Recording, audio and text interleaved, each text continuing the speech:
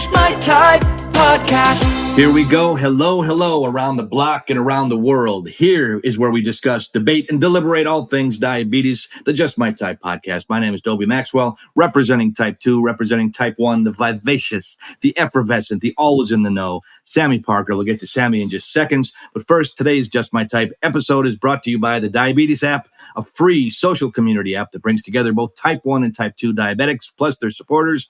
Find community, resources, and Sami and me on the Diabetes app. And Sami, we got grammatically corrected. It's not Sami and I, it's Sami and me. It's Sami and me. You know why that is? What is it? Because if you say the sentence again, the phrase. Find community, resources, and Sami and me on the Diabetes app. Because if you said find community resources and I on the Diabetes app, it wouldn't make sense. Find community resources and me on the pizza Diabetes or app. Donuts on the Diabetes app. Now we've got a very special meeting today. Now you brought some guests to the show, and Elizabeth, our Hot Squad leader, has been great. But I pull out the heavy artillery. I said, okay, who can I bring to make an impact? This man and I brought out the gold. Dobie brought out the gold. Heavy. I know what you're doing there, Dobie. I know what you're doing. Heavy. Who is this? There's just one more thing. Comedians are a certain lot. We are dented cans. We are off the beaten path, and it's a lifestyle not worthy of everybody. It's its own little cult. And I worked with this gentleman many years ago in Florida, and we spent 2 weeks together. Could not have had a better time. Is he a great comedian? Absolutely, he is a great comedian. But even more so, in the humanity nice guy Hall of Fame, this man is on Mount Rushmore. One of the nicest people I ever met. You've seen him on Mike and Molly. You'll see him all over the TV. The lovely and talented Billy Gardell. Buddy, thanks for being here, man. Man, it is a pleasure and wonderful to see you. And this is how long it's been since we've seen each other. I now have the mustache and you don't. That's exactly right. When we met, it was reversed. We were reversed. I had the Raleigh fingers with the curly Q, and the Sami doesn't know who that is.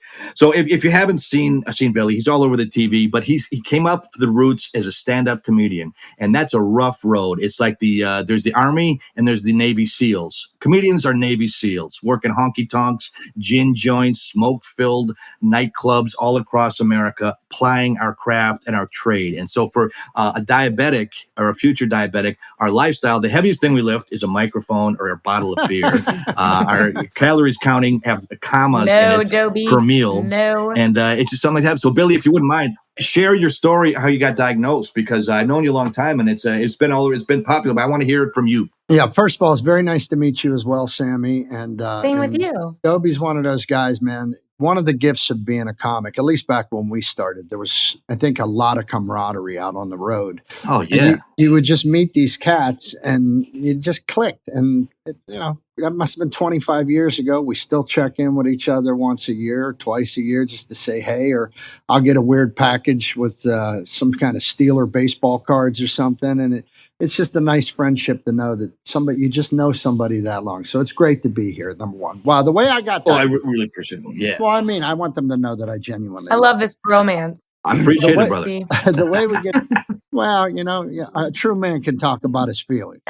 So my father passed away a couple years ago from lung cancer. And I wasn't at my heaviest. I think the heaviest weight I was ever at was about 389. Which was just, you could see me from the space shuttle. It was awful. And I had dropped about 40 pounds, but after my dad passed, the stress of that was so hardcore. And I didn't really understand, when you have stress underneath and you don't have it out in the open, but you're like, what's wrong with me? And why do I have a rash on my face? Well, I wasn't processing my grief right. And it ended up putting me in the hospital, which ended up being a blessing, and I like to think of it as my dad giving me one more gift, So the stress from that put me in the hospital. And while I was in there, they do a battery of blood work. And they did my blood work and it came back and said, your A1C is 8.5 and it's rising. And I was like, well, I had no idea. And that's one of the things that, that you learn once you're diagnosed with diabetes or type 1 or type 2 is that you don't feel diabetes until it's too late. And that's the dangerous part of diabetes. And that's why they call it the silent killer, as you guys well know. You don't know it until you're shutting down your kidneys. And the doctor explained diabetes to me like, he said, I don't want to freak you out. He goes, but when you have diabetes, every time you ingest the wrong thing, it's like razor blades running through your veins. That's why it causes neuropathy and it causes bad nerve ending and constant pain. And then it starts working on your organs. So that was a real wake up call for me. That was a huge wake up call for me. And when I came out of the hospital, I think I was down to about 340 at that time. So I'd lost about 50 pounds on my own. And then I had to commit to a different kind of lifestyle. Yeah. Now, I quit drinking about 14 years ago. Wow. So it kind of had that same, like, you're done. This isn't something you can run from. You can't hide from it. You can't pretend that it's not real. And so when I came out of that hospital, I started to do the things that all people or most people who get diagnosed with type 2 or type 1 do. You say, okay, I got to start looking at what am I putting in my mouth? Am I moving? Am I getting enough water? Am I being smart? Am I not lying to myself? Part of any kind of recovery in this life is accepting an uncomfortable truth. And the uncomfortable truth was you have this thing and you have to change everything. So I struggled with my weight forever. And by the way, weight is not the only reason for diabetes. I mean, you see the lovely Sami there. She weighs about 8 pounds. She has it. So it's a genetic time. You don't know what wire is going to go, okay, you just have this now. But for me, mine was because of who I was. Mine was weight driven and years of eating the wrong things and stuff trying to heal my pain or my fear, or my anxiety with food. So I don't like people who say stuff like, take a walk and eat some fish. Like a heavy person's going, I never thought of that. Yeah. Yeah, of course. It was about changing the mental positioning in my head so that I could do this. And what I did was I started to go on one of those once weekly shots for type 2 diabetes. Yes. Mm-hmm. And ended up striking up a business partnership with that company after I'd been on that drug for about 8 months because I didn't want to put my name on something that I didn't believe in. I'm very strict about that. And I have to say, in the year and a half of doing that work with those people, I was very blessed because this company got behind me. I was on a commercial for them. But the medicine worked for me. It brought my A1C down to about a 6, which is very good. But it's not just the medicine. It's a triangle. It's medicine, food, exercise. If you're not doing all three, you can't combat this thing. So I did that to the best of my ability for about 2 years, and I got my type 2 very, very manageable. There's plenty of information out there online about what you should be eating, how much sugar, processed or real, all those things, how much your carb intake, you want higher protein, all that stuff is out there and it's very easy. There's great forums. There's this show, which I'm sure you guys talk about this stuff. And I love that community because everybody knows, okay, we're all trying to do this thing together. And I love a community of trying to get better because sometimes when you're down and you feel like you can't do it, if you can connect with some people that are doing it that day, you can borrow their mojo for the day. And go, if they're doing it, then I got to hold the line. And then hopefully we're not all down on the same day, So I kind of looked at it like that philosophically. And so through that year and a half, I lost another, 35 pounds.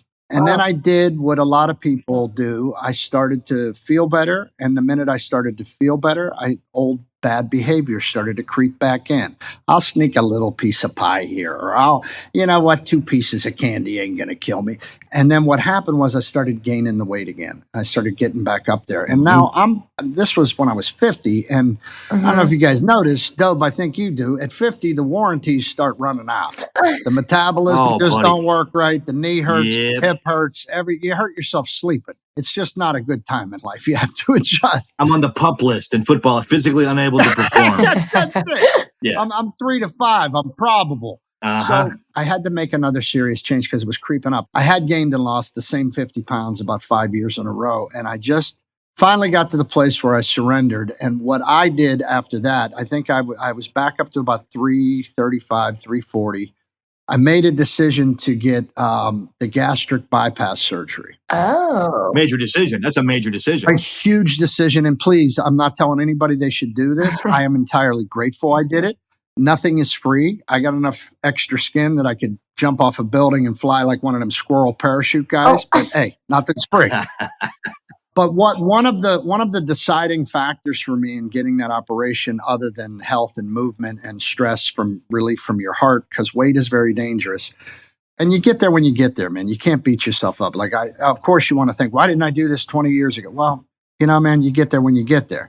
But one of the most attractive things to me about this particular surgery, there's several different versions. There's a sleeve surgery, there's a band, and then there's the gastric bypass. The gastric bypass, there's not an official documentation on this, but what they have found in a lot of type 2 diabetics and even type 1 diabetics is when they make that small pouch of your stomach and then they reconnect it to your small intestine, something happens with the way the enzymes flow, and a good percentage of people, their diabetes disappears. Oh. And that, everything I had heard or read was like, once you have this, you have it forever, and that's that. And then I talked to my doctor. He said, there's not an official medical study. He goes, but we have found with most of our patients, it goes away. I think the reason for that is because, based on my science background, because with type 2, it's like you have excessive cells that have a lack of basically like the ability for the insulin to come to pull the glucose in. So I think by like the gastric bypass, if you're losing the weight and your cells are shrinking, then your pancreas doesn't have to try to produce as much insulin to go allow. That's exactly what it is. So I got the surgery, and the surgery, look, man, I'm not trying to tell, it's not an answer. It's not the answer. It's a bridge to the answer. It's a bridge to life change. And if you're not going into it with that thought, don't do it. Because I chickened out twice. I went to 2 of these consultations like a couple years before I did it. And once they showed me they were going to turn my stomach into 3 ounces, like I left that room like Daffy Duck going through a wall in a cartoon. Like I wanted nothing with your to do beak with hanging off the side of your head. Just gone. But like I said, I finally got to that place where I was like, okay, if this can truly do that, and either way, I need to drop the weight because I'd like to be around to annoy my wife for another 25 years. So, and I got a kid who means the world to me. So I looked at it through those eyes. And then when I heard that thing about diabetes, I hoped that that would happen to me. And so I got that operation in July, and 9 months later, I'm down 110 pounds. Nice. You look great, man. Thank you, man. You do. And I have no trouble at all. My A1C was like 5.4, and Wow. I took my blood sugar for the first time in 6 months, and it was 89. Whoa. I remember waking up at 160, 170. Waking up after having slept all night. Like waking up at 160 or once. Like I got giddy when it was down to 130. Well, if it makes you feel any better, I think I'm 135 right now. That's where I was all the time, man. It seemed to be my hover number. And so this operation changed the game for me. But I learned so much through that journey with type 2. It motivated me to get this done. And it did work for me. And I don't know that it works for everybody, but it did work for me. And I'm very grateful for that. But in my journey with type 2, I learned how important that triad is. And even with this surgery, I still have to adhere to that. Like I still have to eat mostly protein. I have to take a couple vitamins a day. I got to get 65 ounces of fluid water. I got to get 20 or 70 grams of protein. Like it's a full-time job to do this thing. You don't just do it and then, I'm just happy. That doesn't work like that. But by following these rules and staying with the same triangle, food, exercise, and the right medication or vitamin supplements according to the doctor, then now it's completely not a problem in my life. But I will say, while I was following those 3 things, my medicine, my exercise, and that mental state, that's what got me back down. And the hardest thing to remember about type 2 or type 1 is that you just got to wake up every morning and remember that you have it, and not to punish yourself about it. You didn't do anything bad. You're not a bad person. You didn't. Putting yourself on the cross don't get nowhere. For years, I stared in the mirror screaming at myself, why can't you get it together? That doesn't do it. What works is being kind and open, and then asking other people who have been down this road, what are you doing to take care of your type 2? Like, how are you managing this? Because I didn't want to hurt myself any more than I already had. And it seemed like weight was the last demon for me. You know what I mean? Other than the occasional cigarette, I still sneak one once in a while, and I'm trying to quit that too. But God, I feel like I've quit everything. If I ever do another special, they're low in carbs though. Cigarettes are low in carbs. Yeah, they are. I'm trying to get rid of that. And like I said, I feel like my whole life's been quitting stuff. I'm just going to, if I ever do another special, I'll call it quitter, because I quit drinking, quit smoking, quit eating, you know what I mean? But turns out that's the right way to love yourself and take care of yourself. I was going to say, you get to add health, add longevity, add healthy food, and add a healthy life. And you're not quitting living. So that's the good part now. Yeah. Thank God. Now, Billy, a couple things. Number one, you're so open about this, and I saw you, on TV and open about it. And I think you're really doing what we're trying to do. The whole reason this podcast started was to communicate exactly what you said. Now we have a story. This is an inside show business story, which is going to get out for the very first time. I've known Billy, like I said, for years and years, and I don't see him all the time. So, I'm going to go see Billy Gardell. I said, tell him pizza or donuts. And he says, Dobie Maxwell. So it's a story I want you to tell. We were working in Florida together. And another guy I want to plug too, Vic DiBitetto. If you don't know who Vic DiBitetto is, he's done very well. There's 3 comedians usually get booked as a week. And he's all over the internet. Very, very funny guy. Hopefully he's not a diabetic. But you look at that. No, so Billy Gardell, Vic DiBitetto, and Dobie Maxwell. That's like seeing, the Stones, the Beatles. And we've done all really well in our comedy career. So all 3 of us were on the same show in that one week. So tell the story, buddy, and get it out there for the first time. You get full credit. There's nothing better than when you work with guys that you like immediately. And the 3 of us just hit it off perfectly. And, Dobie's a Midwest guy. I'm a Midwest guy. And then, Vic is a big New York guy. So it's all that East Coast dirt, and we were just watching Columbo and busting balls and just enjoying each other's company.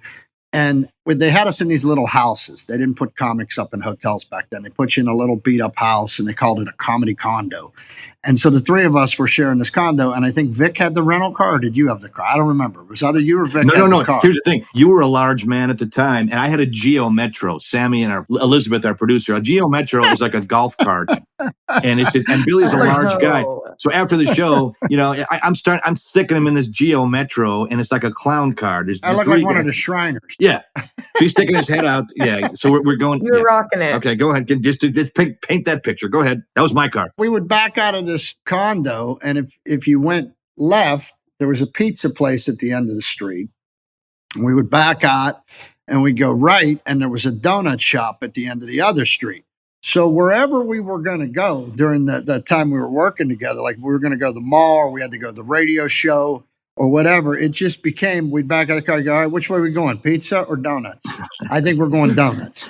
And I don't think we didn't stop at one of those places, no matter where we were going, every single Well, that's the thing. We're together, and it's like we're comics, and we weren't diabetic at the time, and you're hungry. Pizza tastes good. Donuts taste good. And it was totally true. It was completely, no matter what direction we went, there was either the pizza place or the donut place. So it got to be. Here's the question. What kind of pizza? I'm a purist. I was always a cheese guy. Oh, it was a local joint, though. It was a local Yeah, it was New York. We were in Florida at the time. Palm Beach, we weren't Florida. chain guys. But like pepperoni, cheese, or are we spicing it up with like the sausage? I'm a cheese guy, but listen, we had to go to a mom and pop place because Vic's from New York, and there's no way going to a chain place. And he would complain even about the mom and pop place in Florida because the water ain't right. The water ain't right. The dough don't right. I think you would have had him whacked if he didn't like the pizza. So there was delicious pizza and delicious donuts, and the people were really great. We were the comedians. So as I remember, they gave us free. We came in there every night. But it got to the point where, as we're driving to see sights, we're together for a couple of weeks, and it's like, okay, make a pizza here, go down the next block, make a donuts. It just got to be pizza or donuts was left or right, and it's just one of those things. We got to go 2 pizzas and 1 donut, and then we're there. Yeah. Hey, I mean, no shame in it. You were living your best life. I wish I was living my best life like that. Well, see, it's like Billy said, you're on the road, and you're with the other comedians, your work people become your family. Yeah. And the club is your distant relatives, but the comedians, you live in the same house. I had never met him before. He had never met me, but we're in the same game. And to have something like that all these years later, that's like having war stories, man. It's really nice. It's really a bond. Nice. That was one of the great things about being on the road with good guys. It kind of felt like it was you and them against the world. The city. Can we conquer the city that week? And we did. I thought it was wonderful. Oh, we had an absolutely great thing. Billy Gardell, our special guest, we want to get into Mike and Molly, his show business career, which has been gone stunningly well. Couldn't happen to a nicer guy. We're going to take a quick break right now. This is a Just My Type podcast. She is Sami. I am Dobie. Billy's got, sounds like the dwarfs that didn't make the final 7. Billy, Sami, Dobie, Soupy, Squeaky. Yeah. Sami, Billy, and Dobie. Yeah, exactly. We'll be right back. This is Just My Type podcast. The Diabetes app is an online community platform that was created to help people living with diabetes find support and information in one spot. And on the Diabetes app, you can join groups and connect with other people all over the world who are also living with diabetes.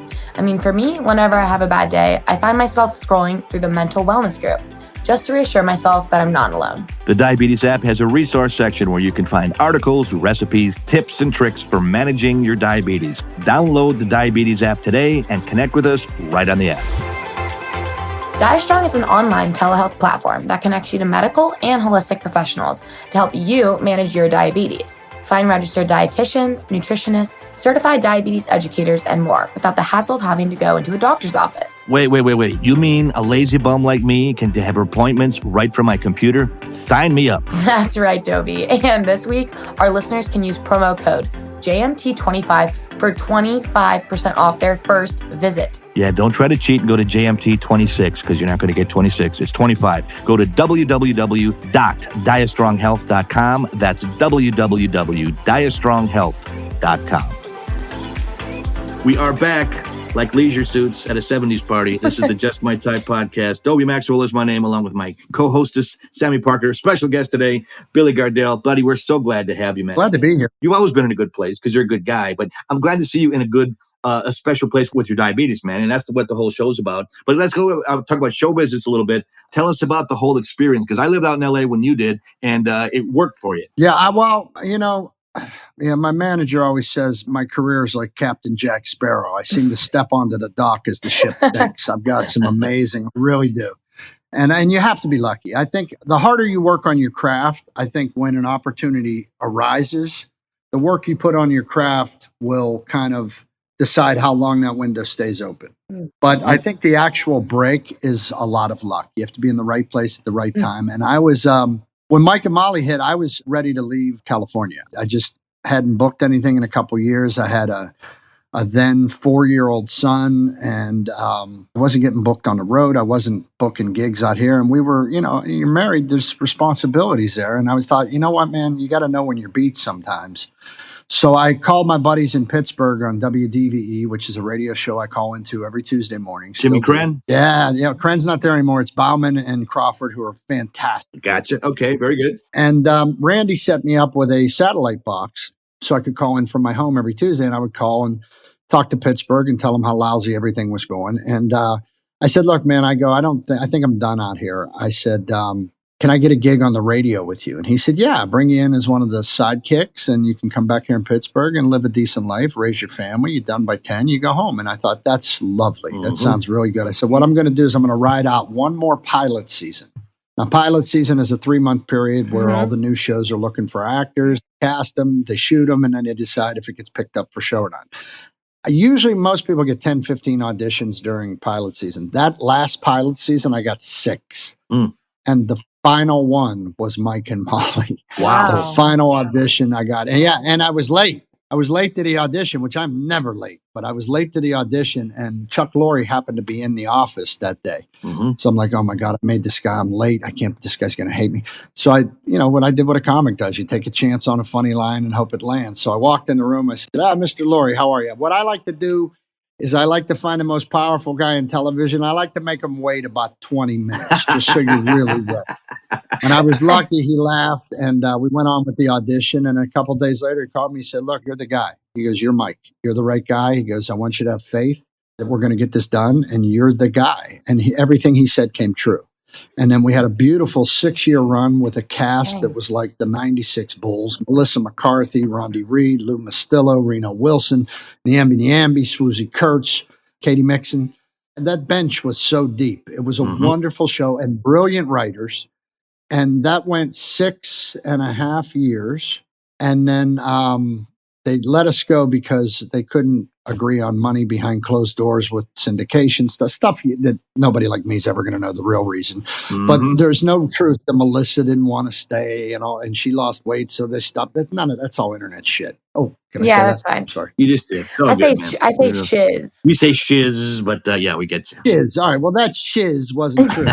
And so we had a nice finale, and we decided to go out very classy. And that show has had such tremendous legs. It's been off the air for 6 years, and yet HBO Max just put it on. Nick at Night just bought it for their syndication. And I think that show really holds up. And when I look at it with very warm and proud eyes because it really holds up. And then a couple of years, I thought that was going to be it. I mean, you get your ticket punched once, you say thank you, and you save some money. But 2-3 years after that, Chuck Lorre and Peter Roth, from the head of Warner Brothers at the time, came to me and said, we think it's time to go again, and Chuck has an idea for you. And I went over, and Chuck said, I think I have another idea for you. And before he finished the sentence, I said, I'm in. I go, what do you need me to, like, you changed my life forever. What do you want me to do? And he explained to me the idea of the new show, Bob Hart's Abishola, which is now going into season 4 next year. We're on Monday nights at Wow. 7:30 Central. And the show's got a nice, following. Finally, we're doing good in the ratings. We're the third most watched show on TV Monday night, and the show That's says awesome. something very sweet right now. It's all about, without being preachy, it's just about what you'll do for love. If we just take a chance on each other, love wins. And I love the sentiment of this show. I'm very proud of it, and it's got another wonderful cast. So I've really been lucky. We were out at dinner a while back, and a person came up to our table. This lady said, my wife was sitting there. She goes, "Your husband's so talented." And my wife said, "Yes, and he has a horseshoe in his ass." Well, Billy, we're up against the clock, man. I really, really appreciate it. Do you have anything else to plug? No, I love you. And Sammy, nice to meet you. And thank you for having me. Nice to meet you too. Thanks for coming And on. if you're struggling with your type 2, man, look up the information. Don't ignore it. Ask for help. Ask how other people are doing it. There is a way to manage this. So please, please don't be afraid to ask for help. That's where all the power is. I'm on Dobie's booty. Don't worry. Got him under control. Yeah, exactly. Every episode has been so much fun. This is the cherry on the sundae. The great Billy Gardell is here. Billy, I can't thank you enough for doing it, man. Buddy, please, man. It's so wonderful to see you. And it's nice to meet me. And, man, you got a teacher. You got a pizza, donuts. Pizza or donuts. I'm going to make plant-based pizza and plant-based donuts. There you go. And that's, hey, you know what? You just said the key to the diabetic lifestyle. Find the stuff you love. Find the healthy way you make it. It's out there. Just look for the info. Absolutely. Yes. We got a question in the pod, and we're going to let Billy, we're a little bit biased and prejudiced in your corner. What is our question in the pod, Billy? What is your favorite sitcom? What is your favorite sitcom? Sammy, how can listeners tell Billy what that is? Okay, so this is where I take the reins. You got to share your answer to the question with us on Instagram, TikTok, or Twitter at justmytypepod_. Facebook, which is totally up Dobie's realm, at justmytypepod. Billy and I have MySpace accounts. We still play Tetris. Hey, I know what MySpace is. I might not have had one, but I have cousins that heard had tales. Get off my lawn, Sammy. Yes. And you can hashtag us at justmytypepod. And I just found out that Billy is on Twitter, guys, at Billy Gardell. So you can tweet at him. I dip in about once every 2 months. Tweet at the master. Once every 2 months, I dip That's in. great. You can keep people on their toes. Say hi. You got a prize package coming. I got a couple of Roberto Clemente baseball cards. You got some Steeler stuff coming your way. I got some Colombo videos. Only because who loves you? It's our prize package. Elizabeth arranged it, and I'm sending it to you on company dime. I love it. Thanks, pal. Thanks. Thank you. Wrap this one up, sweetie. Let's go. All right. What we like to say is "C'est la vie, baby." Say la vie. This is the Just My Type podcast.